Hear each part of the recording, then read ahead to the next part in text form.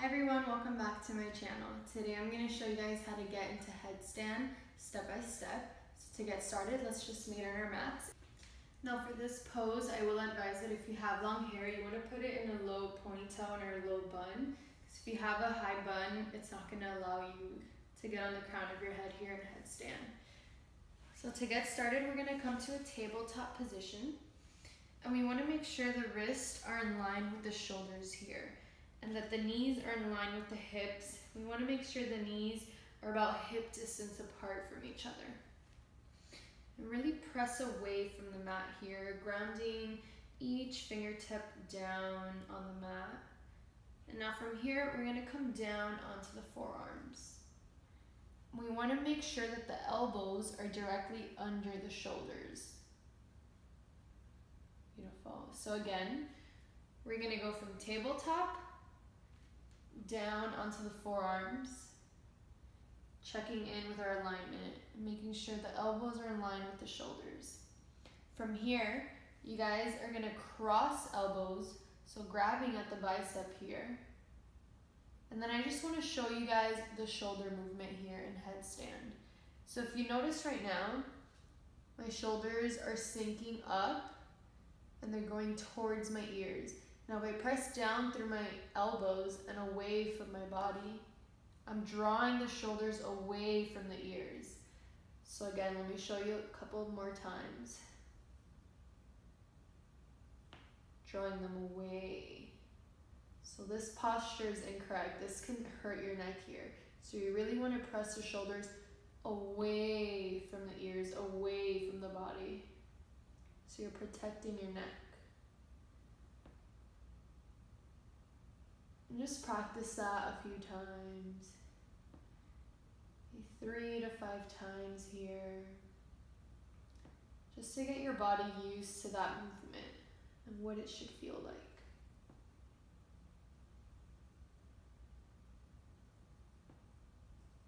One more time. Really drawing the shoulders away. Let's come into child's pose for a quick moment, taking a little break here. Now, if you're not used to being in this posture, it could be a little hard on your neck, so just remember to take breaks in between, so you don't want to overdo it with your body. I'm going to take it slowly, especially if this pose is new to you. Just take a moment here and catch your breath. And when you're ready, let's come back onto tabletop. So checking in with our foundation. Come down onto the forearms. Cross elbows here. And from here, we're going to interlace the fingers here, kind of creating like a little bowl shape for your head, a little pocket. So you're creating like a little triangle in between the hands and the elbows here. And you want to make sure your elbows didn't move out. So if they did, check in with them. Make sure they're directly under the shoulders here. Open up the palms, and we're going to tuck the head into the palms. So the palms are supporting the back of the head, and we're on the crown of the head here. So if you're not sure what the crown of your head might feel like, you can just kind of press your head down and find that flat spot directly in the center. So you don't want to be on your forehead because you can mess up your neck that way. You don't want to be all the way in the back because you'll feel unbalanced and also not good for your neck. So finding that center space here. So coming down, let's tuck the head in. We're supporting the back of the head here.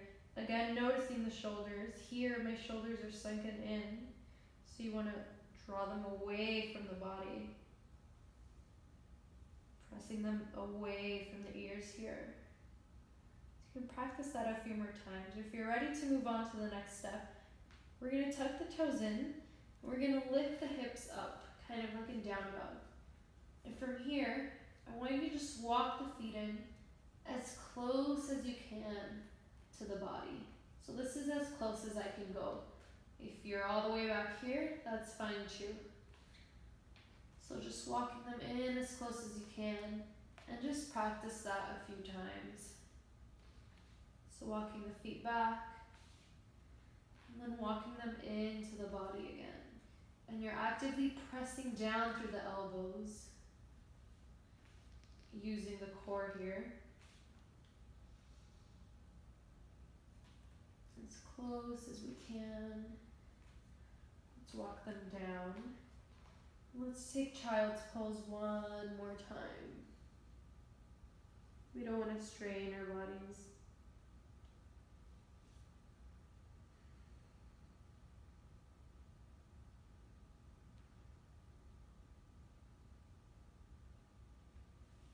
Now, if those 2 steps were enough for us and we just want to keep practicing that, that's okay. That's where our practice is at for today. If we want to move forward with getting into headstand, let's come back to our foundation, right? Building your little triangle and our little pocket for the head. Tuck the head in. Draw the shoulders away from the ears. Press the legs up. And we're slowly walking them into the body. From here, I want us to bend the right knee first. And just noticing how that feels in the body. And bring the foot down. And then bend the left knee. Bringing the foot into the body. And just alternate here. Seeing how that feels. And when we're ready, we can try bringing both up. You can bring one at a time. And you can stay here, or slowly begin to extend the legs up. You want to make sure you're squeezing the core here and really pressing down through those elbows. Again, the shoulders are away from the ears. And then you're going to want to come down the same way you got in. So just tucking the knees back into the body and then bringing them down. And taking a child's pose for a nice rest.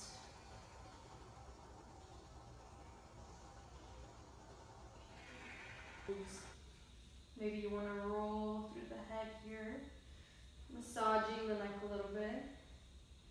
I always do this because it is a little bit of a strain on the neck.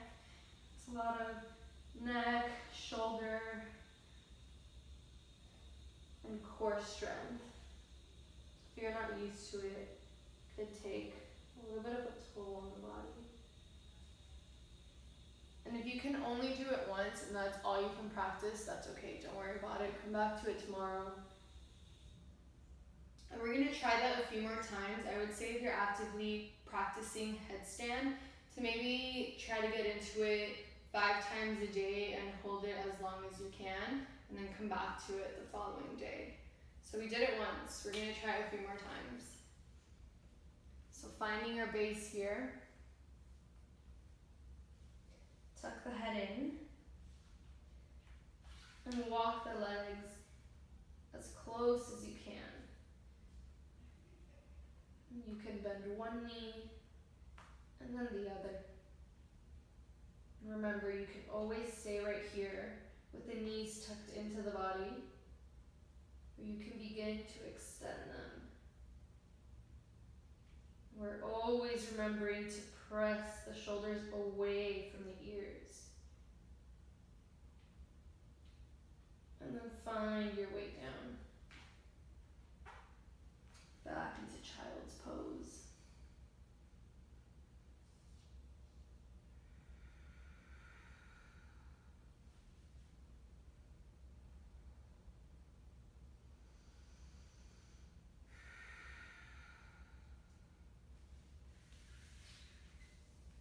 Okay, so now we're going to try that one last time, and I'm going to show you guys a little more advanced way that you can try to get into headstand.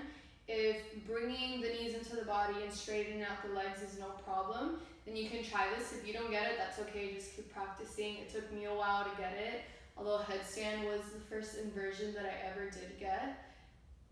This was a little bit more difficult for me, so just keep practicing and you'll get there. So let's cross the elbows. Lift the hips up, just like we've been doing here. Now from here, you're trying to stack the hips with upper body here, just as close as you can. And if you can see here, I'm on my tippy toes.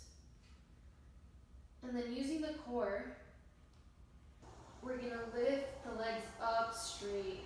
So the difference here is that we're not tucking the knees into the body first.